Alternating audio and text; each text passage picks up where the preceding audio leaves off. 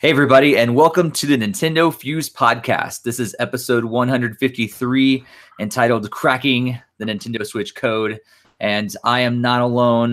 My name is Steve, but I am not alone. I am here joined today by our regular podcast crew.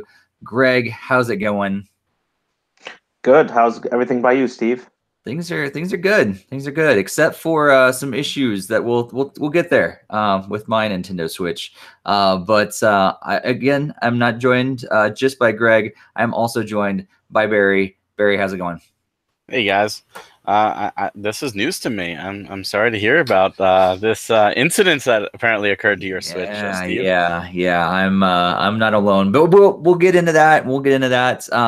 Number one, we want to let you know that this podcast is interactive.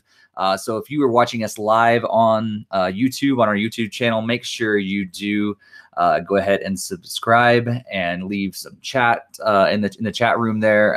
Interact with us. If we're talking about a news piece, throw your own thoughts in there, and we'll refer to that throughout the podcast as well. If you are listening to this later on your podcast app of choice or later on YouTube as well, make sure you do send in your questions. You can send them into podcast@nintendofuse.com, and we'll get to them in a future episode because we would love to interact with our audience because really, we love talking about video games, but we also love to talk about video games with you, our listeners. And so that's why we make this entire thing very interactive. So with that all out of the way, let's talk about what we've been playing. Greg, what's been on your Switch lately? Well, for once, I'll have more than one game to report on this time. I got a copy of Moose Man from the eShop that I've been playing for a featured game chat episode. I actually just beat the game today. I've also been playing Crash Bandicoot, the Insane Trilogy. Started on the first game, beat the first 2, 3, 4 levels there. So far, pretty fun game to me. And finally, still been going forth with Hollow Knight because I just want to finish it because it's such an awesome game. Nice. What's a Moose Man all about? It's like this adventure game, and wasn't quite the adventure game that I thought it was going to be. It's kind of more like a 2D side-scroller adventure game, which I don't know how that is an adventure game, really. And basically, you move at this really slow pace, and you have like this stick that you can light stuff and these idols, and it tells you about these artifacts from like this Russian tribe or something. And that's basically it. You go around reading all these myths and stuff and finding artifacts, and it gives you history on this tribe or something. It's not quite the game. Good. Yeah. Maybe a little step up of Bunker. I'm not quite sure where to put it on the totem pole. Yeah, I've not been playing that one. Were you a big fan of Crash Bandicoot back in the day? I actually am a Crash virgin. This is the first time I'm playing it, so I heard all about it, and I also did know my wife did enjoy playing it when she was younger. Her brothers had PlayStation, so I more got it. I wanted to get it just to share that what she had fun playing it within the past. So cool. Barry, what you been playing? I finished up my playing through of The Blob and was able to. We have a game chat coming out for that, and I've been playing some Mushroom Wars 2, which is more fun than I thought. There's a written review going live on NintendoFuse for that. And then I didn't get to play the Mario & Rabbids DLC yet, but I have been sinking my teeth into Octopath Traveler. I did the demo the day before it came out. I played my 3 hours and was able to just pick up immediately the next day. And I am like 12 hours in. I haven't played as much as I'd like to have played due to life, but I am really enjoying it so far. I was really honestly expecting to say you're 72 hours in, No, I wish. If life allowed me to, I would be 72 hours in. I'm not jumping into it like I did Xenoblade because I had to with Xenoblade. You didn't have to with Xenoblade. I did for their Game of the Year podcast. I absolutely did. I was just kidding. But Octopath is good. It's definitely a different type of game. I've got 7 of the 8 characters now. I'm going for the 8th one. But I'm taking it slow. I'm just relaxing. There's some things I really like about this game. There's some things I'm not a fan of. Like, I'm not a fan of you needing to be in the party to get experience. I like when you have more than the maximum party. I like the RPGs that let everybody get experience. I think it just makes it a more overall easier experience to play, because otherwise it's like, well, I got to use this guy now because I need to do his story, so I have no choice but to grind him up. As opposed to, even if they're getting like half the experience by not being in the party, it just makes it flow faster. Yeah. But like that's like my only negative on the game. Oh, that and the no auto battle. Like, I'm weird that they took out auto battle from the Bravely Default games. But other than that, it's awesome, and I'm really enjoying it so far. Nice. I'm sure the auto battle was kind of hard to work out, because I know sometimes it depends on play styles, and I know from my experience with the first demo, like you really had to like find the weaknesses and stuff like that. So yeah, but you like in Bravely Default, for example, you could set what the auto battle is. Like, you could do auto battle what you last did. So, like, for example, in Bravely Default, I was able to brave 4 times with all of my guys, just full on attack, and then say, like, repeat the last battle as auto battle. So it just did that every time. So when I was farming and just grinding, it made grinding a blast, because I was just able to walk around and just not even have to pay attention. So they could easily do that, like auto battle, like auto attack. Even if you don't break, there are enemies now where I've been able to defeat them without breaking their defenses, simply because like I've stolen like better gear from like NPCs that, like, even like a 3% chance, I still got it. So like, I'd like to just be able to do that instead of go, all right, hold on, dagger got to attack here and bow got to attack here. Like, every battle, like boss battles, it totally makes sense. But like, this is fodder at this point. Some of this stuff, like, oh, this is like easy weasy stuff. Like, I just want to hit a button and let it go. Nice. Yeah, there was another game recently, right, that you were telling me that you really liked the idea that everybody auto got experience points automatically if they were in the in your current group or not. Was that Xenoblade, or was that another game? I can't remember. Xenoblade doesn't do that, but everybody gets experience. That's like, I wish it did, but Xenoblade only has 5 characters, and you have 3 in your party at a time. So it's not as big of a deal. When you have 8 characters and you can only have 4 at a time. You're literally cut in half. And my favorite RPG of all time, Final Fantasy VI, did the same thing, and that had a lot, like 14 characters or something.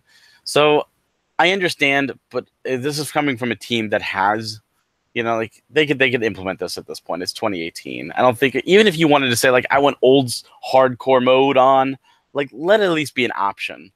Or, even Pokemon has moved to the experience share kind of ordeal now, because that was annoying. Like, when you had like Abra in the original, you threw him in automatically at the start. In every battle, you had to take him out because all he could do was teleport, and it was useless. So, like, this again is 2018. I would like to see it, but it's not a make or break thing for me. Like, It's just a minor inconvenience that I'm just going to get over. Gotcha. I have been playing Captain Toad Treasure Tracker on Switch, and I'm enjoying it. Again, I never actually finished it on Wii U. Played it a lot, but I never actually finished it. Look, there it is right there. Have you opened it yet? I have not. I'm gonna be playing it again. If I did finish it on the Wii U, but I did not get it. I did not open it yet, because Octopath, same day. Sure. Yep. So yeah, I've been playing. I actually played a little bit because I was actually traveling this last week and wasn't able to play at all. So I just really put in just a little bit of time today. It's the first time I'd actually played it, and it's fun. I enjoyed it a lot. In fact, I think I'm going to like it more on Switch. And I think I said in a previous podcast that was probably I was anticipating that to be the case, because I can take it on the go. It's great. It looks awesome to play on the go on Switch. I haven't even actually played it on my TV yet. I just popped it in, and I've only played in handheld so far, and it's great. And it's great to have the touchscreen, right there. And because before you had to interact with the whole 2-screen thing, and I actually like it. I wasn't sure if I was going to like it, but I like it being all on one screen. It's really cool to interact with, and I feel like I'm actually a little more. I mean, it's not that much of an immersive game, but I feel like I'm immersed in it more on the Switch. as weird as that sounds. So talking about, let's talk about some games we haven't got to play yet that have come out recently. And actually the game that I haven't gotten to play yet because I was gone out of town was Octopath Traveler. So hopefully this week I'm gonna go ahead and fire up the demo and play those first few hours, and then depending on how I like it, which I'm probably going to enjoy it, go ahead and purchase the full game. But like I said, I haven't unfortunately did not have enough time to get into it just yet, and did want to go ahead and just take advantage of that demo while it's there, and that way I love the fact that they did this sort of thing with it, and I wish more games could do it. So kind of like I'm able to kind of test it out. Although, I think for me, it's kind of like one of those things that get more developers and publishers probably would do it if they had faith in their game, maybe a little more. But if they don't have faith in their game, they're like, no, you need to buy it and then find out if you like it or not. But I think they knew that this game was going to be a good game. Yeah. It's funny you mentioned that, because right now, it appears Square and Nintendo did not have faith in Octopath, because we've had this discussion before about digital versus physical, and they underestimated the demand for this game physically, to the point that if you go to Amazon right now to buy the game, you have to wait 1 to 2 months to get a physical copy in. They have stated that they did not expect the demand for this game to be this high. They only printed, less copies. They were completely flabbergasted that so many people want this, especially physical. And it just strengthens my stand where their physical is not dead. It's nowhere near dead. There is a demand for these games physically. And so if you want a physical, good luck finding it right now, because this game is sought after. And that explains why I couldn't find it in Best Buy when I was there getting Captain Toad earlier today. I was like, well, that's kind of weird. Maybe I was like, first of all, I was like, because I'm just like kind of sleep deprived from my recent travel and everything. And so I was actually thinking, I was like, maybe it's not coming out on physical yet. Maybe it's just digital like first or something. And I had no idea like why I couldn't find it, but that makes a lot more sense. Why I couldn't see it if it's kind of sold out. Yeah, it's interesting. I went to Best Buy to pick one of my copies up on Friday, and I saw quite a bit of them just sitting there on the shelf. I was like, oh, cool, there it is with Captain Toad. But word of mouth on this game, a lot of people didn't expect it to be that big. And like I was watching Review Tech USA. He's like, I'm not an RPG guy. I saw it. I expected this to just be a little download game, and then this is getting a full retail release, and oh my god, this looks so much better. And I actually got a copy because I wanted to give it a try. So it's actually bringing people into the RPG genre, which is great, because it's a throwback to Super Nintendo RPG, love. And there's a lot of people that want it physical, and I'm glad to see that. Maybe Nintendo will wake up and say, wow, maybe there should be more than 350 of a collector's edition in the United States and Canada and Mexico. There is a demand for physical copies. Yeah, that's cool. Well, I'm glad to, because I was holding back, not sure if I was going to get a physical or digital. And the last time that a game rolled around like that, oh, dang it, I'm blanking on the name. What's the game that everybody hates that was on PlayStation? The exploring the space thing. Oh, No Man's Sky. No Man's Sky. And I couldn't find it. It was sold out like crazy. And I went ahead and got the download version. And then when I realized it wasn't that great, I couldn't return it. And I was like, oh man, like if only I'd waited and got the physical at that point. So I'm glad that even like with this one having, awesome reviews so far and a lot of really good, and I can test the game out first for the demo. That's all cool. And so that lets me know that I'm probably going to enjoy the download. And even if I don't have, the physical copy to collect or anything like that, it's not like I wasted my money on a horrible game or anything. Yep, and I look forward to playing it next month when I get it for my birthday. Are you getting it digital or physical? I do not know. My dad asked me, like, what's the Switch download code, or what's the Switch, like, normal Switch edition? Like, what's the difference? And then I had to tell him. Get the Wayfarers, get the collector's edition. So I don't know which one he ended up getting. So it'll be a surprise. He got you a Best Buy gift card because he went there and you confused the hell out of him. And this all here you go, Best Buy gift card, buy it yourself. No, he knows what Amazon is, and that's why I had the question because Amazon offers a digital code option. You got an So. Amazon gift card. My bad. Sorry. So, Greg, is there anything else that's come out recently that you haven't got a chance to play yet, but you're hoping to? Of course, my Mega Man X Legacy collections. Gotta get X going didn't on come those. out yet. Oh, I guess I'm looking forward. That's my looking forward to ones then. I thought they came out, but I guess I was wrong. I still have to play the Mario and Rabbids DLC and the game because I bought it, but the DLC had obviously come out recently, not the game. And that's it. That's the only one that I haven't not fired up yet that I've gotten recently. Nice. Barry, anything? Captain Toad, Shining Resonance. I still haven't done Ys 8. And Sonic Mania Plus comes out tomorrow. And I didn't get that last year because digital, and I'm like, no, they're going to do physical, and I held off. And sure enough, I know they had the collector's edition physical, Yeah. Steve. If that's what you're looking for, I was going to buy it, but it didn't come with the physical, so I didn't buy it. Yeah. And now it's coming physical, and that's coming tomorrow. So I'm looking forward to playing that sometime in 2019. A collector's edition without a game card. Interesting. Yeah, other companies did that. Like, I think Halo, was it Halo 5? Like, had the big collector's edition, was like $150, but it didn't come with a physical copy of the game. It was just a download code. And people, when I rate, and Microsoft said, okay, if you bought it and you can prove you bought it, we'll send you a copy of the game for free, like a physical copy. That's interesting. Yeah, Red Dead Redemption just has that too. I got the collector's edition of it, but I didn't realize that because I haven't opened it yet. I didn't realize it didn't come with the actual game. That's really interesting. All right. Well, that's what we've been playing. That's what we're looking forward to playing eventually. It looks like in the chat there's some talk about the DLC for Mario and Rabbids, about how it's got a little bit of a memory leak that Nintendo needs to patch. So sometimes there might be some crashing. So make sure you, if you have that going on, reset your Nintendo Switch, and maybe that will fix it. But hopefully that's not going to be an issue anymore. Let's see.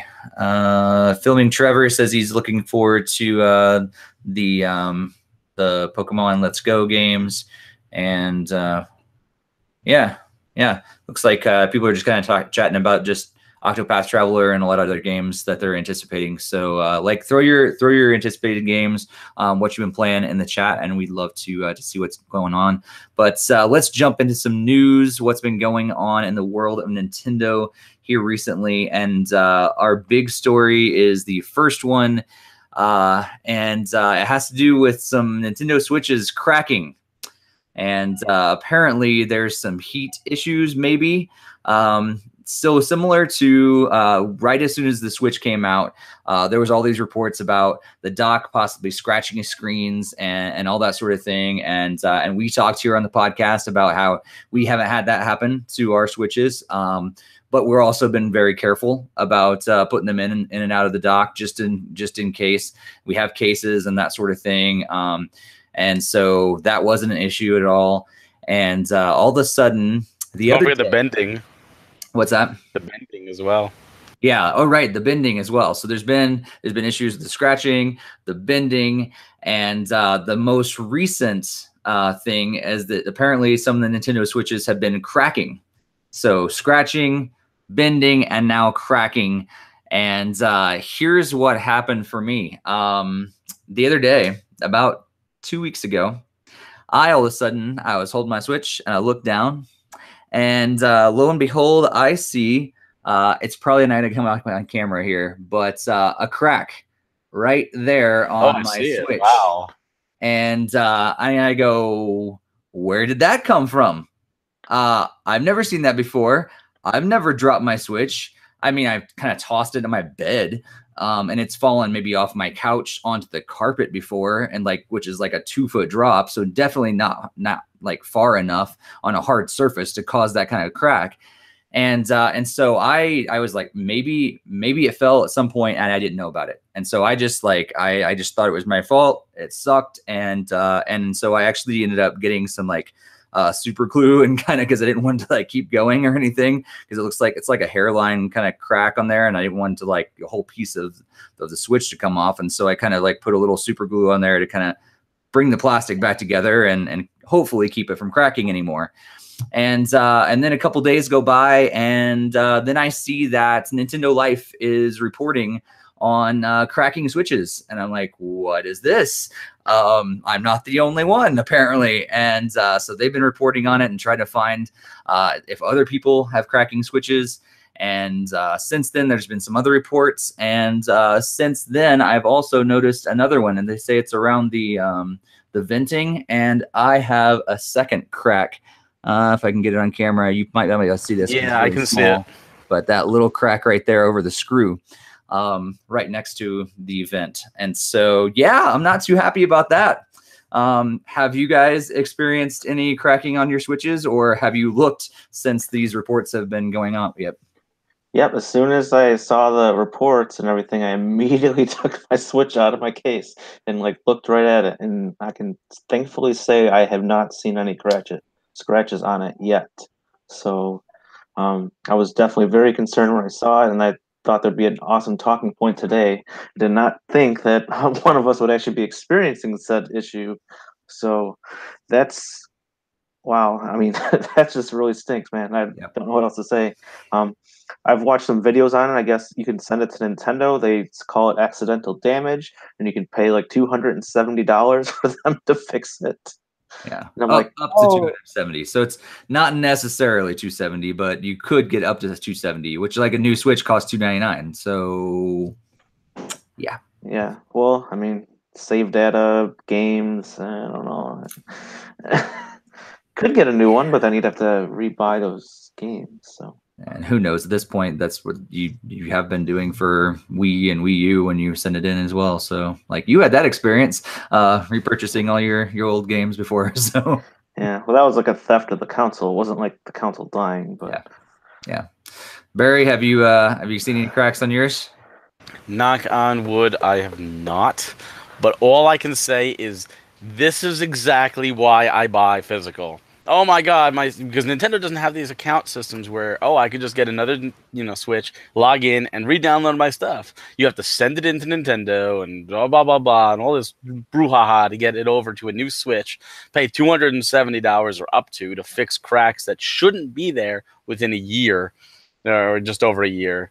It's, God forbid that happens to me. I might lose some save data. Maybe I can get that onto my SD card and it will carry over. But at least I have my games, except for the few that I downloaded. And so here's the deal. What I experienced when I got a new SD card, I wasn't able to transfer like you should be able to on your computer. You should be able to copy everything over and then copy it onto the new SD card. And so I had to re-download all games when I did that. And so I was just like, and I'm going to set this down and I guess just let it go for the night because I got to download like several gigabytes of games and stuff. I'm probably going to hold off on sending it in if I do at all until after the Nintendo online comes out, because then we'll have save data in the cloud. And that way I at least know my save data is good, because I do not want to lose all that, especially in games like Zelda and Mario Odyssey and stuff like that, where I was saying, a lot of hours into the game. I would definitely not like to lose all of that. And so I'm going to be holding off, and hopefully sometime Nintendo will find out that this is an issue, and they're going to hopefully maybe fix it for a whole lot cheaper or even for free, because I think this is ridiculous. I don't know why. I think the other things like the scratching and stuff, I was like, that's whatever. Maybe people are just not really paying attention when they're slapping their Switch into the dock. The bending, maybe it's I thought maybe it was the iPhone stuff, and people are putting it in their pockets and things like that maybe, and they shouldn't have been doing that. I made all these other excuses, but all of a sudden when it happens to you and it happens to me, that's a big deal now, and all of a sudden I'm taking this personal, my Switch is cracked. fix this. So I'm kind of bummed about this, and I really hope Nintendo realizes what is going on, and even if it isn't a widespread epidemic, it's widespread enough because the cracks are like in the same exact spots on everybody that's reported it and sent in photos and posted online and everything. They're right around the same exact spot that my biggest one is on the edge, and they're right around the fan. And like, clearly, like there's not just a coincidence that this is going on. Like it's like something is going on. They actually need to fix. Barry, any more thoughts about like how could Nintendo actually fix this? Honestly, if you were to call Nintendo right now, even showing the article and all these other people that are having the same epidemic, they would probably be so clueless. They would tell you that they would fix it by sending you a Mario Party glove for your palms so you don't actually get a blister. That's how clueless they probably would be. Oh, this will fix the problem.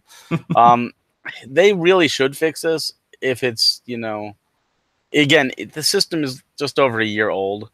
These things, and you know what, when we say it's a big problem, it's not as big as, people make it out to be. It's only big right now because it happened to you. And when it happens to you, it feels like it's the biggest problem in the world. Totally. The truth is it probably happened to 150 people out of millions. So it's not really a big problem. Because it's such a small problem, though, Nintendo should fix it. They should honor that. They should stand by their product. Nintendo had a seal of quality. They supposedly still do. It's supposed to mean something. If the Switch can survive a drop from 1,000 feet onto concrete, all right, look, it's built well, but these cracks are a design flaw. They need to be fixed, and they should be owned up, especially without an account system. Mm-hmm. Without that account system, without you being able to transfer your saves right now, like everything is tied to that Switch, and they know it. That's the worst part. They know it. They got you literally right where they want you. Oh, up to $270 to fix it. I can see on up to 50, maybe even up to 100. Up to 270 is just a slap in the face. It's like, look, we just don't want you to buy a new Switch from Amazon. We want you to buy it from us so we get all the profit, and we're just going to transfer all your stuff over with our special software that only we have. And there you go. It's all fixed. Thanks for giving us another Switch purchase. Yep. I mean, it could have just been like a manufacturing defect or something, since it's so small. But I mean, I don't know what kind of heat it's trying to do, where it's kind of melting the plastic and causing it to crack. So that's very interesting. And when the article I did read from that Review Tech USA coverage on this, he was kind of going through and saying that Nintendo of America, I guess, considers an accidental damage, which basically just means that they think you dropped it to cause the cracking. So he's like, what kind of angle can you drop it at where it's getting in the vent and yeah, it's ridiculous. Yeah, and I'm shocked because a lot of the cracks are in the exact same spot. Like you said, Barry, I mean, and it's not that many of us that are experiencing this. I mean, even Nintendo Life has put out requests hey, if you have an issue, send us in your photos. And they've got several, but compared to the amount of Switches that have been sold, it's not a huge widespread issue. It's not Red Ring of Death. No, definitely. And it's not even, it's not like the exploding Samsung, phones or anything like that. But I think it's significant enough. And in fact, actually, and maybe it might be it's probably bigger numbers than the Samsung exploding phones. But it's big enough. And like you said, because it's so small, they're not going to lose that much money just by fixing these for free.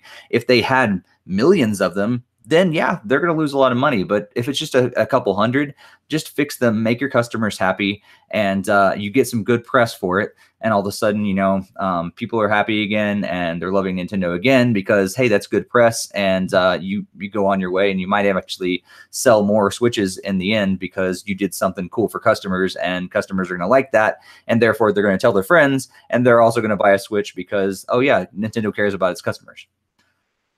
Yeah. So I hope you guys don't end up with cracked Switches. Do all you can to keep your Switch as cool as possible, I guess. I don't know. Mine just heats up. I don't know. Even when the weirdest games, if it's a game that's not even like really graphically intense or anything like that. Sometimes I hear the fan rolling. So I don't know, what exactly causes that. I feel like it's not like my computer, which, when I'm running like Final Cut, editing a lot of video, then it heats up. It seems like it just does it randomly. And maybe that's the bigger issue. It's in addition to the plastic not being as strong enough. Maybe it's like just some internal heating stuff that comes back to similar to the Xbox with the red ring. And even PlayStation's heating issue and with the PS2 or PS3 as well. So I don't know. It's interesting that Nintendo hasn't had a heating issue yet. Maybe this is finally theirs. Yeah, I mean, I was definitely kind of concerned because like mine gets really warm, so I almost feel like I need to take a second look at mine. But no, I'm not seeing anything there now. I noticed that too. Like last night, I was playing some Octopath, and I was lying in bed, and I was just like, I'm gonna take a little bit of a break, and I just kind of put it, down onto my chest because I was laying there. I'm like, it's pretty warm. Like, oh my god! Like my Switch, and it wasn't plugged in. It was just out. I'm like, that's really hot. Like wow. So I got to double check mine. I guess I didn't expect it to get that hot. Especially Octopath is not a really taxing game. Yeah, I mean, I haven't really been playing too many taxing games either, so it's like really surprising to feel the back of it getting so warm. So not always play mine in handheld mode. It's only on the dock to charge. So yeah. I don't even, like, when I dock it, I obviously dock it for the TV, but when handheld, like upstairs, I don't even dock it to charge. I bought an extra official adapter, and I just plug that into the wall, and I just literally plug it into the bottom so I could play while charging, and then I leave it there to charge. So it doesn't even go into a dock for a chance at scratching. Yeah. I don't know. So hopefully by the time we can meet again for the podcast, maybe we have some more news, and hopefully Nintendo decides to do some, really wise and incredibly nice things for its customers and actually take care of this, at least for a lot less money. Even if all they did was say, hey, I'd be happy, like you said, $50 or cover the shipping cost or something like that. But charging like almost the full price for a brand new Switch, that's just ridiculous, in my opinion, and especially with all these cases being so similar. So hopefully we have some good news. Stay tuned to our homepage at NintendoFuse.com, and also to our social media at NintendoFuse on Twitter and Facebook. And we'll let you know as soon as we hear any updates on that. We'll be posting it out there, and hopefully I will eventually get my Switch fixed, and hopefully for a whole lot less money than $240. So. All right. Speaking of money a little bit, the Nintendo had their 78th annual general meeting of shareholders recently, and there were several things that was discussed. So I'm just going to kind of run through them really quick, and then we can just kind of discuss them just a little bit. Number one, they talked about how E3 was a favorable experience for them and everybody that watched and everything. So it was a pretty good experience for them. However, they also talked about how Nintendo's stock share price has recently declined, even though E3 was favorable, even though Switch is still selling well, the stock price declined. So that's interesting. They do have a goal to maintain momentum with Switch, with a goal of selling 20 million units during this fiscal year. So it's basically the second year of the Switch. They're hoping to sell 20 million units. And there's going to be more info coming about the paid online service before it launches in September. So, Greg, what's your thoughts just about any or all of those items that were discussed in the shareholders meeting? It was interesting that they, how I know we all considered E3 to be pretty favorable for them, but I mean, I know there was a number of people that were kind of unhappy with their showing, having only like Super Mario Party being like their main game, like being brand new that wasn't really previously mentioned or known about. So I can see that's kind of what could have triggered some of the stock to decline a little bit. So overall, I mean, I really enjoyed their coverage and everything. So I really hope they can keep the momentum going and really hit that goal. I mean, we're coming up to that big holiday season. We got Smash Brothers on the way. I don't see how they can't really, at least not come close to at least hitting it if they don't hit it. But yeah, my main thoughts on those things. Well, Barry, any thoughts about that? I mean, you are a shareholder, so I am a shareholder, and I think the You attend the meeting? majority. I did not watch or go to the meeting, but I didn't read the notes. I think the majority of the shareholders that sold, if not all the shareholders that sold, to make the price drop, are morons. And the reason I say that is simple. People in general, and I think all of us are to blame. Everybody in the gaming industry, everybody that is a fan of the gaming industry, we put E3 on a pedestal. It is gaming Christmas. We do it. I do it. Everyone does it. We're like, oh my God, E3 is coming up. And we set ourselves up for failure. Why? Because we put these impossible expectations on every company, not just Nintendo. And even if somehow they came out and gave us everything we wanted one year, oh my God, that was great. I can't wait to see what they're going to do next year. How could they possibly make the next year any better? It's going to be a disappointment. And you look at last year's E3. Last year's E3 was awesome. Awesome. We got Metroid Prime 4. We got new Pokemon generation. We got, awesome Super Mario Odyssey blowout. We got Yoshi. We got Kirby. We got all these things. It was impossible for this year to live up to that. Impossible. Unless they came out and said, here's, everything you've ever asked for. Brand new Star Fox, brand new F-Zero, brand new Mother game, brand new Golden Sun, virtual console with every game, like it's not going to happen. So for people in general, just to look at E3 and go, oh my God, they didn't reveal anything super amazing as a surprise, doesn't mean it's a bad E3. It means you set yourself up for failure when you put your expectations that high. And that's what these shareholders did. They went in expecting Nintendo to drop another Megaton. And they just dropped a whole bunch. And because it didn't happen, they panic. Nintendo must not have anything in development because they didn't show it off. I got to sell because there's going to be no games for the Switch. And that's what Kimishima said. He's like, we have more games coming out in 2018 than what we've shown. We will show you more. Like, we only used E3 for a very small amount of games. And anyone who knows Nintendo knows lately, over the past few years, they've been doing Nintendo Directs. And has to, if they have even one iota of a brain cell, would figure that there would be at least one more Direct between E3 and the end of the year. At least one. Most likely two or even three with a localized Direct on a game or so, like a Pokemon or a Smash Direct. Yeah. But yeah, I'm keeping my money in. It's only going to bounce back. As for the 20 million sold this year, that is huge. That is a huge number. And the first half of the year was lackluster in that department. They're great games. I've had a lot of fun, and I still love my Switch. But it's been lackluster, which means it's up to the second half to pull it off. And we know Bayonetta 3, we know Fire Emblem, we know Pikmin 4, most likely, and Yoshi are all off of the docket. They're not going to be there to help. So that leaves Smash Brothers, that leaves Super Mario Party, and that leaves Pokemon Let's Go, along with Xenoblade Chronicles 2 Torna. And if you look at those four games, can those four games move 20 million units or however many is needed? It's tough, and they're really banking a lot on Pokemon. However, I do think they have other games that are coming out, and they haven't revealed them all. And I do think they can surprise us with another Nintendo IP or another two Nintendo IPs coming out, or even three, and even some ports.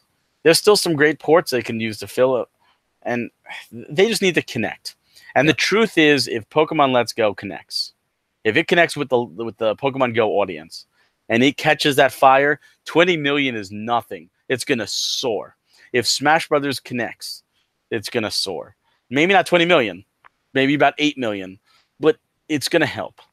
Yeah. And the fact is that this speaks volumes. Even after that E3, even after the shareholders bailed ship like idiots, they did not retract their prediction. A lot of times they say, well, our projected is this, but we're going to dial it back. That's a bad sign. They didn't, even after the beginning lackluster, they did not dial it back. That tells me they have way more things on their cards. Whether we see them now or in a week or in 10 weeks or whenever, they're there. they know something we don't, Yeah. and we just have to put our faith in it. Yeah, and unlike, you know, when you were talking about Octopath Traveler earlier, they kind of seemed like they didn't have enough faith in it because they didn't make enough copies.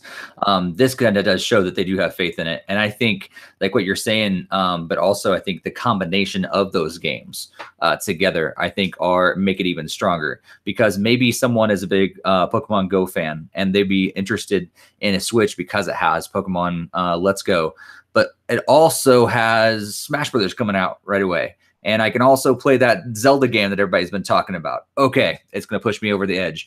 Or maybe it's a Smash Brothers sort of thing. And I've been kind of into Smash Brothers. I played it a lot. Oh, but I also could play Pokemon too. And I could also play this new Mario game. All right. And all of a sudden now you have the entire package with the new games that are coming out. And I think it could push it. It'd be interesting to see if they can hit that 20 million. I tend to think they're going to come really close. If they don't hit it, I think it's going to be really, really close. But like you said, they could soar right past it if like the Pokemon Go community gets on it. Man, they could like fly right past it, and we may have a supply and demand offer issue again. We might be selling out of Switches altogether again. So I don't know. Right. Go ahead. It's quite obvious that Smash Brothers is a system seller, and there's been a number of people just waiting on just for that game alone. So that obviously accounts for some of the sales. It's just going to spike it really hard, and then, like you've been saying with like Pokemon there too. I mean, that's going to just like right add in there with all the other games that you can also pick up, like Super Mario Odyssey, Breath of the Wild, and Splatoon 2, and all these other great games. But the question is how hard. And Smash Brothers is a system seller, but you look at the Wii U and it sold like 4 million copies on the Wii U out of 13 million total. How many Wii U's were sold just because of Smash Wii U? Even Melee, the crown jewel of them all, didn't propel the GameCube out of third place. I mean, it still was there in third place. So, I think Smash is going to sell. Don't get me wrong. It's going to sell a lot of units, millions of units. How many Switches it sells is not going to be, anywhere close to 20 million, unless somehow, some way they connect with people on a level that I can't see. And that's possible. I just can't see it. I think what it's going to take is it's going to take smart marketing. I think even Super Mario Party, if they market that at college campuses, if they market that at schools, they market that, any place with people, show off that multiplayer, one Switch, 2 people, or 2 Switches, 4 people playing action, it will sell. But they need to market it correctly. If they market it to Joe Schmo, who doesn't have any friends and plays games alone and has no interest in ever doing anything multiplayer, Super Mario Party is not going to be the game for them. So they need to market it smart. Yeah. And that's been an issue for Nintendo in general, kind of off and on. I mean, sometimes they really shine, and a lot of times they don't at all. And so so far it's been pretty good marketing for Nintendo Switch, but and hopefully they keep going in that. And I think that just rings true. No matter how many good games you have, I think you have to have a good marketing strategy in order to get the word out to those potential buyers, because people like us, we're into the games. We know exactly when they're be announced. Barry has every one of them pre-ordered, and they're just going to show up at his house. Yep. But the other people out there that don't do that, the vast majority of the people who maybe don't even know there's a new Smash Brothers coming out yet, or haven't even played a Smash Brothers game, they don't know that yet, and so they need to get the word out there in order to really expand that. And I think that's incredibly important for them as they continue to really market to the next generation and everybody else, that expanded audience. Because I think, while Smash Brothers is I big fan, fantastic game and everything, I wonder, you have to make it new. You have to make it fresh again, or it's going to be like, several other fighting franchises out there that kind of lose momentum over time, because like, oh yay, it's another year, it's another Smash Brothers game. Like, how do they make it new and exciting enough to like, yes, I'm going to buy a new system in order to play this. And because a lot of people like maybe haven't gotten a Switch because maybe they were holding out waiting for Smash Brothers. You need to convince them that this is worth getting and worth getting a Switch for. Don't forget about another factor too, and that is in the marketing, playability. What I mean by that is it's no secret that retail is slowly dying. And Nintendo lost a huge ally with Toys R Us dying. And yes, I know it's alive in Canada and other countries, but at least in America, it's dead.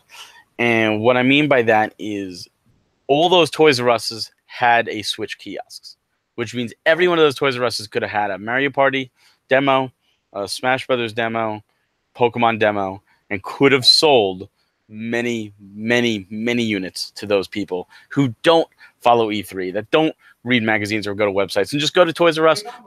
Oh, what does little Jimmy want for Christmas? Oh, let's go look. Oh, look, he's really enjoying that game that he's playing. Well, maybe he wants that. What is that? And yes, they have kiosks at some GameStops, although not as many lately. They have very, very few kiosks now. Only some ones have. And Best Buys and like Walmart, I think some Walmarts might have a kiosk. I know it's been a while. Target 7 Target, some, yeah. But it's like they're losing that space, and that space is so important for that hands-on demo experience. Even if they do a Best Buy Smash event, Grandma and little Jimmy is probably not going to go there. It's going to be lines at the door. The people who are going are hardcore Smash. They're going to buy the game anyway. It doesn't matter. You're selling the game to the people who are already buying it. The idea is to sell the game to people who don't know it even exists. Yep. And that's where that space is so important, and it's drying up. Yep. Greg, any thoughts about how they're gonna turn over to 20 million Switches? Well, hopefully, it might be a next segue to our last topic, but this rumored Nintendo Direct could help lead that, if any of it turns out to be true. So I thought you meant the last topic isn't the one we talked about, and like all these cracks, and that's how they're going to turn previews. Because like that's all these 20 million of us that have cracked Switches. We're just going to buy a second one. There you exactly. go. That's how they're doing. And then it. we're all going to have 2 copies of Smash Brothers, and it's going to sell 40 million. There you go. There you go. Well, you did mention this Nintendo Direct, and I know how Barry doesn't like rumors, so feel free to tap out if you don't like Actually, thanks to your wonderful detailed notes, I actually decided to read them for shits and giggles. And here's why I don't like reading them. I did it, but here's why I don't. The truth is if they announce something, even as something as ridiculous as some of this stuff is in there, yes, if it shows up, it's more like, oh, they were right, as opposed to, oh my God, that is a legit thing. Like, it's totally different attitude.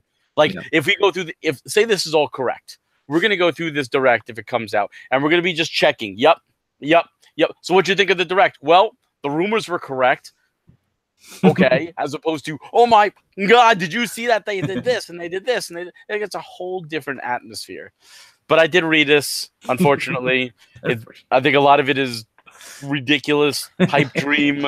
Someone is on a unicorn right now writing stuff.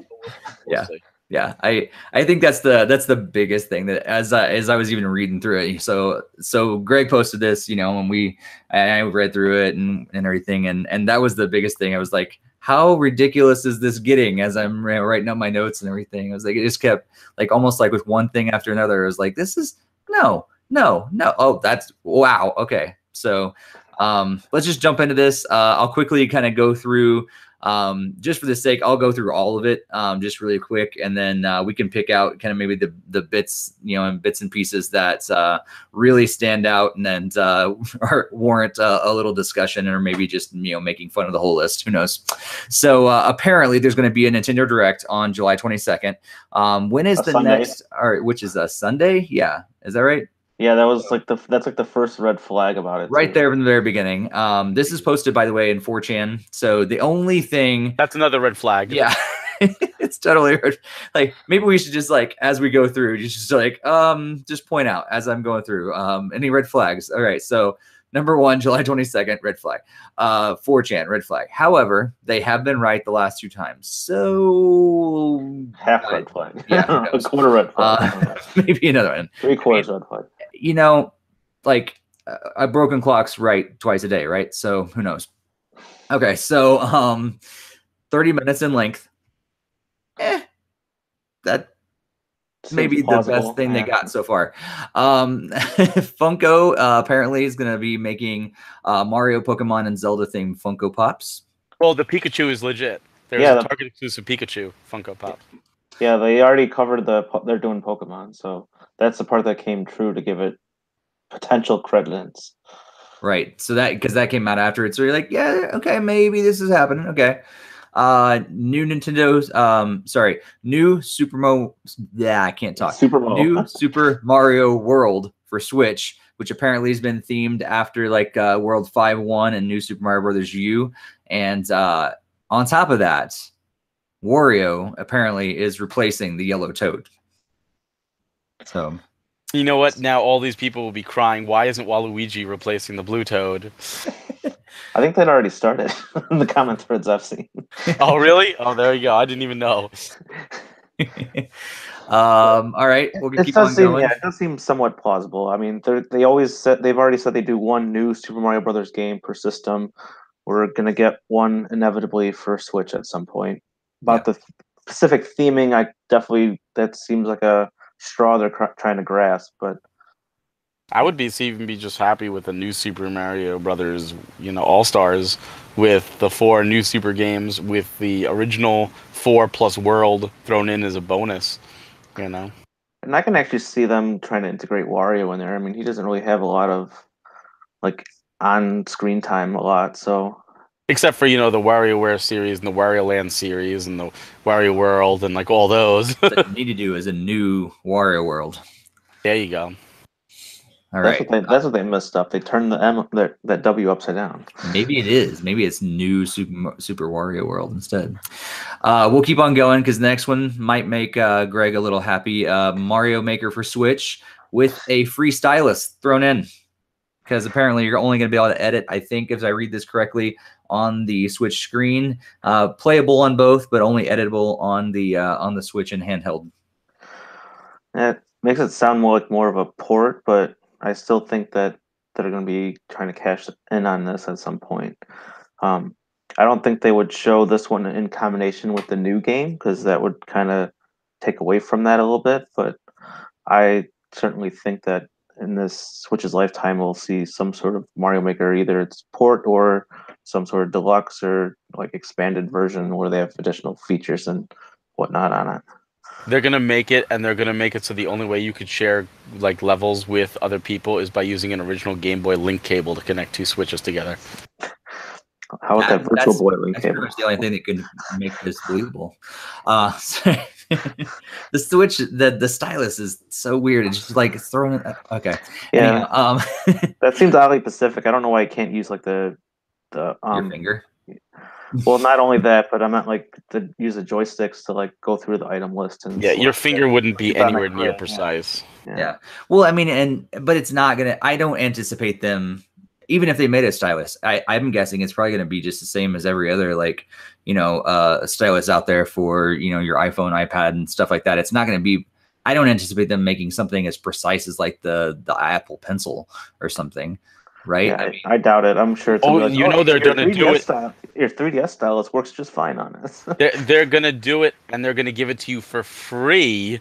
Because that's Nintendo, right? They're going to give it to you for free because they're going to charge you $120 for the game. Well, they could pull a Donkey Kong 64, and there could just be a game-breaking glitch that requires them to package it in for free so you could play the game. Yeah. Well, let's keep on going. Apparently, there's also going to be some Mario Odyssey DLC. People have been asking for this for a long time. Apparently, they're going to announce Delfino Island coming to Mario Odyssey. That's probably the only believable thing so far. And that's only because I have my hopes up. Yeah. It does seem pretty believable, especially after the last rumor for E3 with the Mario Odyssey DLC. Right. People are just kind of holding on to this. They're just going to keep reporting it, keep guessing, eventually it'll come true. Also, more DLC for Mario Kart 8 Deluxe. That's confirmed. And that is confirmed. Two more cups, 2 more battle tracks, and 6 more characters. That stuff isn't confirmed. It's just new content is coming to Mario Kart 8 Deluxe is confirmed. All right. So apparently 2 new cups are going to be Top Hat and Shine Cups. Top Hat is going to include at least New Donk City. Shine Cup is going to include at least Waluigi Pinball, which I know will make a lot of people happy if it happens. 2 new battle tracks are going to be Block Fort, which are going to make a lot of people happy, and a new one called Green Greens. And 6 new characters, including Diddy Kong, Funky Kong, Birdo, Cappy, Pauline, and Kirby. Yeah, I don't know about Cappy as a character, but the other ones sound like they could certainly be ones added to the game. Yeah. See, Kirby should be there, but I really, if this is true, I hope that, it's just not like a battle mode Kirby level, like Splatoon has only a battle mode Splatoon level. Like, get us an actual racetrack there, too. Yeah. Yeah. I also thought Cappy was like, really? Cappy? And even like, I guess part of me goes green greens. That sounds so like a Mario level, but at the same time, it kind of seems It's Kirby. dumb. Green Greens is Oh, Kirby. right. That's right. That's right. I knew that. And it sounded familiar for some reason. I was going to say Sonic, Green Hill Zone. Right. That's Green Hill Zone. Yeah. The other one I thought, I was like, what if, because they're bringing in Diddy Kong and Funky Kong, I was like, what if they brought in some levels from Diddy Kong Racing and put those in there? I was like, that could be interesting. But yeah, but Diddy Kong's already been in like previous games, so I mean, he's kind of interesting why he's not included in this one. Yeah, it is very interesting. It seems like they're treating this Mario Kart 8 Deluxe like the ultimate version, similar to Smash Brothers Ultimate. Yeah. And so I almost kind of feel like they should have renamed it. It's not an ultimate version until Rob is back as a racer. There you go. Maybe that's another one. Who knows? Maybe they got the number wrong, and that's the red flag. It's actually 8 new characters or 7. So we'll keep on moving because this one's out there. Mother 3D. That's Mother 3D as in dimensions, because apparently they're going back to 3D, even though they've pretty much kind of done away with it and so many different things. Apparently Mother 3 is going to be remade with 3D graphics and full dialogue scenes and cut scenes and amiibo support with Lucas, Gamatora, Boney, Duster, and Masked Man. Because they're going to give us Earthbound 64 that was canceled so long ago, because that's totally believable. We can't even get a port of a 2D GBA game where the fans have said, use our translation for free, put it out there, even digital only. So yeah, of course they're going to give us a 3D remake. That's totally plausible. So maybe it's like that hidden secret in the N64 Classic Edition collection. Yeah. Also, we're gonna get some ports of Mortal Kombat X, Kingdom Hearts 3, and Fallout 76. See, that for some reason wasn't announced at E3. Here's the big red flag there. The fact that they said Mortal Kombat X and not XL is a big thing, because at this point, porting Mortal Kombat X would just be a slap in the face. You might as well give us the extra characters at this point. They're only, 3 years old or whatever. Yeah. Yeah. I mean, I'd be happy, of course, if those games came, but I'm like, why would they not announce, especially Kingdom Hearts 3 and Fallout 76, which were, huge games at E3. Well, no, we're going to save those for a Nintendo Direct at the end of July. Well, remember, Call of Duty had the same thing. They announced like the new Call of Duties, and it was only for PS3 and 360 or PS4 and Xbox One. And then afterwards, like quietly, like a week beforehand, oh yeah, they're also coming to the Wii U. But you'd think they'd learn their lesson. You would think, no, maybe, no, never mind. I forgot who we're talking about. I would definitely think we would have heard this at E3 if they were doing, like, especially Kingdom Hearts. Yeah. Yeah. Well, apparently there's also going to be some Zelda-themed Minecraft mashup pack. That's possible. Yeah. Definitely plausible. Definitely, yeah. I don't care, but it's possible. Yeah. That Star Fox Racing game, hey, it's officially announced, apparently. So that could still happen. I know a lot of people were thinking it's not officially announced, is it? What's that? It's rumored announced, I thought. It was never officially announced. No, I mean, according to this. Oh, yeah. Yeah. Yeah. So, I mean, people have been talking about it a long time, rumored a lot. So that's not a huge red flag at all. I'll be honest with you. If that is Retro's new game and that's what they've been doing since Tropical Freeze, I'll be a little upset. I would look forward to it. I would play the hell out of it. But in how many years now, they've got to be doing something more than a racing game. Yeah. Yeah. Next announcement, Greg's going to be excited. Mega Man 11 mini trailer showing off Proto Man bass and roll playable. That's all possible. Yeah, that's all very potentially possible. I mean, why they wouldn't have shown that at E3, but whatever. I mean, it's still possible without a doubt, though. Pokemon Go Let's Go has just several new locations shown off: Pallet Town, Lavender Town, Saffron City, and Lieutenant Surgis's gym. That's all possible because those are all in the game for sure. Right. So kind of getting into normal things now with gameplay trailer for Fire Emblem Three Houses. Okay, yeah, possible. Show off a little more. Yeah. Kirby Star Allies Dream Friends revealed along with the release date. Possible they've been doing it consistently. Definitely.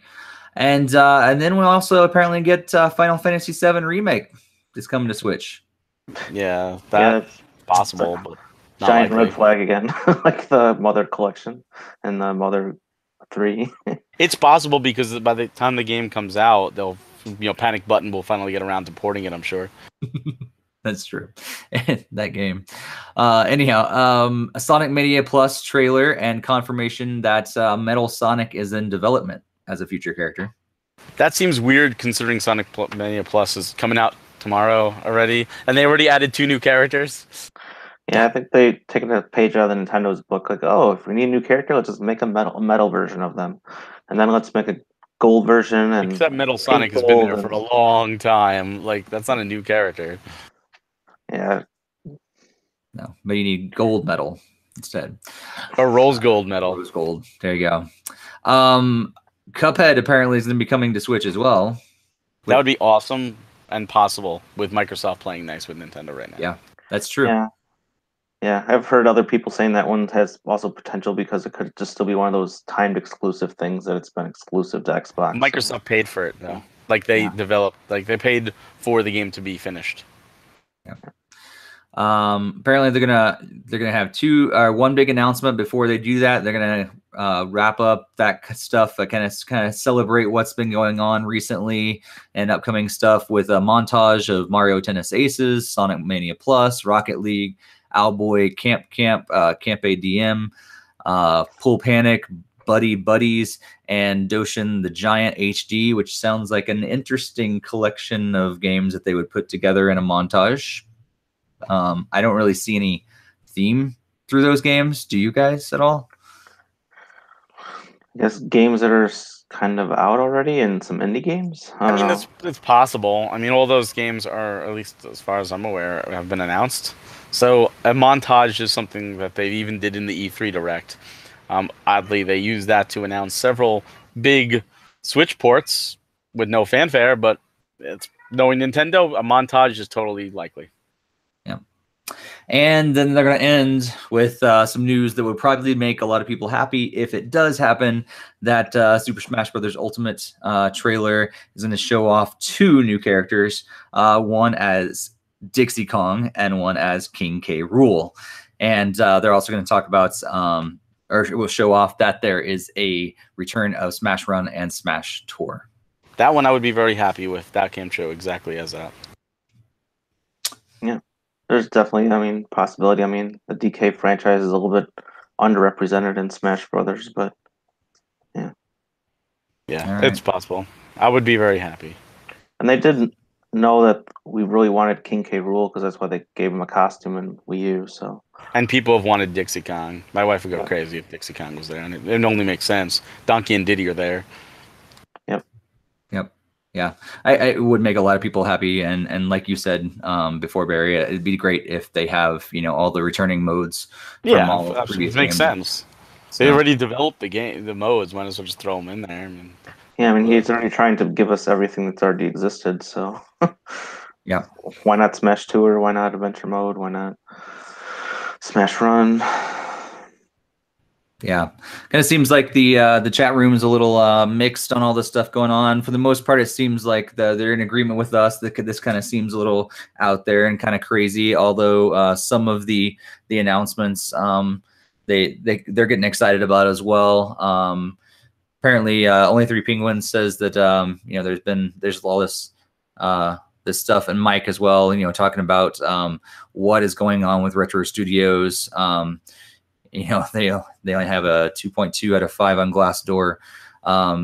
which is a website where people can post reviews of their current employees and everything. So I don't know what that really means. Is it people getting upset with them? Maybe I hope they're still working on something strong and it's going to be great eventually. But in general, what do you guys think? Is this actually going to happen, or do you think this is just kind of out there and someone's just kind of, making a list of their pipe dream on 4chan? Greg, what do you think? I'm pretty sure it's a pipe dream, but I'm sure that there are a couple true bits in here, and it's the stuff that you've been kind of repeatedly guess about, like Mario Maker and Mario Odyssey DLC, Mario Kart 8 DLC. I mean, a lot of that stuff is incredibly safe to say, like, each time that there's something coming. But I mean, overall, I think if you're expecting exactly this entire list for an entire direct, I think that's definitely one person's pipe dream of everything that they want to see. Yeah. Barry, what do you think? All I'm going to say is that if this direct is real and we're watching it, and like they announce some freakish way that they're doing Mother 3D and remaking it all in 3D, I'm going to be really pissed. Not because we're getting it. I'll be happy we're getting it. I'll be pissed at the stupid leak because it would take away all that excitement. Like, wait, I'll be more dumbfounded that, wait, that was real? Then, oh my God, they're making this? This is incredible. Now, it's a pipe dream. I mean, the things that are safe are safe. The things that are confirmed are confirmed. The things that aren't are things that everyone's been saying. We've been saying it. Other people have been saying it. Mario Maker and Port and, Mario DLC and, showing off a trailer for Pokemon Go. Okay, well, that's showing off a Smash Brothers trailer. I mean, these are safe things. I mean, you can't say, the list is right because it said if Pokemon Go or Let's Go trailer, and there it was. Okay, well, they're going to show off a trailer to a game. Oh, you're psychic. Yeah, of course. Now, there's plausibility to some. There's Final Fantasy 7 and Kingdom Hearts 3 and Fallout 76 and Mortal Kombat X. I mean, I would love to see them. But, yeah, pipe dream at this point. You might as well just go and say God of War and Halo Infinite and all these others are coming too, Final Fantasies 8 through 14, 2 or whatever. Yeah, I agree. And we'll see. But I think, yeah, the a lot of stuff is safe guesses. The other things are kind of a little bit out there. But we'll see. Like we've said in the past, a lot of times our podcast kind of spur on. We'll probably have one announced tomorrow. All of a sudden, so maybe we'll find out very, very soon. Apparently, this one on 22nd. That kind of seems weird. So it's usually on the 24th because or at this rate, it'll probably be on the 31st since our next podcast is on the 30th. So expect one on the 31st, I'd say, instead of 22nd. So. I mean, I could see them announcing it on the 22nd. That it would air on the 24th or 25th or whatever. But usually they don't even announce it on a Sunday either, though. I would be happy if they announced it with that image of Mario in a bathtub again. I forgot about that. Oh, man. Doing Nintendo's marketing for them. All right. Well, we're gonna get ready to wrap up pretty soon, but we got some announcements of some winners to give away our Play NYC tickets. Barry, as I get this ready, you want to talk a little bit about Play NYC and remind people about what it is, and also remind them that we got another contest coming up right after this podcast as well. Yes, absolutely. So Play NYC is a gaming convention put on by Playcrafting. It is going to be held August 11th and 12th in Manhattan at right across the street from the Penn Station on 34th Street at Starling Ballroom. It is an incredible experience. I got the pleasure to go last year. Tons of games that you get to not only get hands-on, but you get hands-on and be able to talk with the developers of the games. So you kind of get a little bit of insight into what's going on. A lot of these developers are not only very, very appreciative of any criticism or feedback you can give, but they're also here you can sign up your email and get discounts when the game comes out. You can get sometimes they give you the games for free if they're already out. They just want exposure. It's a lot of fun, and it's it's 2 days. It's 2 full days. nonstop. It's going to be 4 floors of video games that you just be able to play. Games range from mobile games to Switch games to PS4 to Xbox One to PC to virtual reality. You get to try it all, and it's just awesome. And Dan Butchko, the CEO of Playcrafting, very, very nice guy, was very kind enough to give us some tickets to give out to our listeners. And you can pay that back by not only letting him know, like if you win and you go and you say like, oh yeah, I won these tickets through NintendoFuse. Thank you. If you see him, like that would be great. On top of that, you can go check out our industry talk where I sit down and talk with him, and he talks about all the different things going on this year and for the years to come. And that's available on our YouTube page as well as NintendoFuse.com. All right, cool. So, and as well, we'll have, like we said, we're going to draw 3 winners tonight. Yes, and then we have more next time. 2 winners, I think, next time. Is that right? 2 to 3. 2 to 3, and again. So after tonight, pay attention to our social media, and we'll post a link for the next contest. It's not quite ready yet, but stay tuned for that. We'll also post it eventually down in the description here on YouTube and in our show notes for the audio listeners as well. So that will be posted very, very soon as we get under the recording. But let's go ahead and draw these winners from our Gleam contest. And we did have 55 entries. And so let's I thought it was 65. I think one of them was you, actually. So me, really? I didn't even realize I entered. But so yeah, let's go ahead and let's see who the first one is. It looks like, all right, they gave me all 3. This is the first time I've actually used Gleam, so sorry about that. But looks like we have 3. Miguel Crespo is one of the winners. Dave Rodriguez and DJ. So I know DJ's been actually a regular listener here on the podcast. He shows up in the chat room on a regular occasion as well. Miguel and Dave might as well, but I just remember DJ's name because it's also the same on YouTube. So congratulations to all of our winners, Miguel Crespo, Dave Rodriguez, and DJ. We'll be in touch with you via email to tell you more details about how to get those tickets and everything as well. Feel free to contact us and that sort of thing. And also, as soon as we post the winner or the contest for our next or the link for our next contest, make sure you share that out and get out the word. And if you didn't win, you have another chance coming up very, very, very soon. Absolutely. All right. Well, that's pretty much, I think, it for today's episode. We do want to let you know that you can write into the podcast as well. Make sure you just write at podcast@nintendofuse.com. You can contact us on Twitter and Facebook as well. But we'd love to just hear your questions. You can send in a video link or an audio question as well, and we'll feature that. Just make sure it's like under 30 seconds, so we can take care of that and feature that in a future podcast as well. Greg, is there anything you're looking forward to before we meet again on August 30th? August 30th? I mean, July 30th. My bad. Jumping ahead. I'm definitely looking forward to getting Octopath, but obviously I won't have it by the next podcast. And as I made the mistake before, definitely looking forward to Mega Man X collection that will be coming out soon. So cool. Barry, what you gonna be doing over the next couple weeks? In terms of gaming, hopefully getting through Octopath and maybe starting some backlog, depending on what comes out within the next 2 weeks, because I don't even know at this point. And other than that, just real life stuff, taking care of stuff in the house, and preparing to go to Play NYC because I'm looking forward to that. And if any of our listeners go, you can spot me. I'll be wearing a NintendoFuse shirt. Come by, say hi. I'd love to chat with you, and that'd be wonderful. Yeah, NintendoFuse shirts. Greg, let's see it again. You guys show it off there.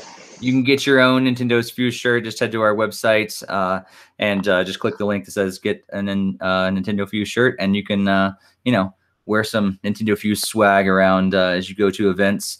Be cool too if you're going to Play NYC and wear your NintendoFuse shirt. That'd be a great way for Barry to spot you, and it'd be awesome to meet some of you guys in person. If you do that as well. I'll take down your email or something. We'll get you some gifts. If you show up at Play NYC with a NintendoFuse shirt, we will get you some freebies. There you go. Get you some stuff. Probably some eShop gift cards or something. You know, we'll hook you up as a thank you. That's a great idea, Barry. Yeah. So go see Barry, wear your NintendoFuse swag, and get some cool stuff from us. All right. I looked over the list of what's coming out in the next couple weeks. Fortunately, as odd as that sounds, there's nothing that I'm really excited about over the next couple weeks, which is going to allow me to go back and go to that backlog and actually play some Octopath Traveler and play a little more of Captain Toad and maybe, you know, some other games that I haven't touched in a while. So I'm actually looking forward to them not being any brand new games that I'm excited about, as weird as that sounds. But I do want to say as well that unfortunately, I said I'd see you guys on July 30th. I actually will not be here for the next podcast, but Greg and Barry will be here to discuss all the recent Nintendo news then.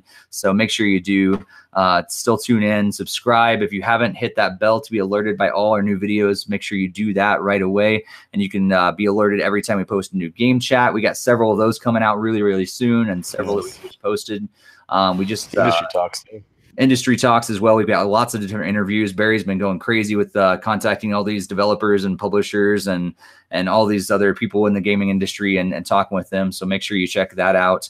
And we'll have some more gameplay videos, and we're going to try out some live streaming and everything like that kind of once our lives are kind of like getting back into place. I know summer's been kind of crazy for a lot of us and things going on, and Barry's still working on his home museum and everything else. But hopefully we'll be able to get some live play on there too, and eventually get to that live gaming night that we've been talking about for a while, and actually make that happen sometime, where you guys can tune in and watch us play some games together and maybe join in as well. So thanks so much for checking out the NintendoFuse podcast. Make sure you subscribe and share it with your friends. Greg, it's been awesome. Barry, same. And we'll see you guys next time. Thank you. Take care. Have a good night, guys.